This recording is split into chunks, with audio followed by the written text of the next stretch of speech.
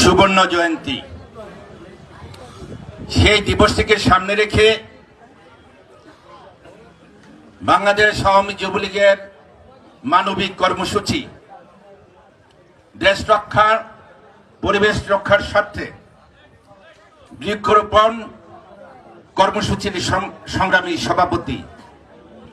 বাংলাদেশ আওয়ামী যুবলীগের বিপ্লবী চেয়ারম্যান, সারা বাংলার যুব সমাজের অহংকার, আমাদের প্রিয় নেতা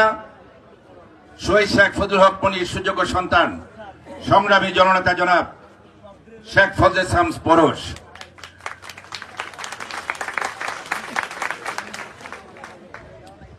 আজকের অনুষ্ঠানের প্রধান অতিথি, আপনাদের ভোটে নির্বাচিত সংসদ, অত্যন্ত জনপ্রিয় একজন মানুষ, সৎ আদর্শবান মানুষ, যাকে নিয়ে আপনারা গর্ব করতে পারেন।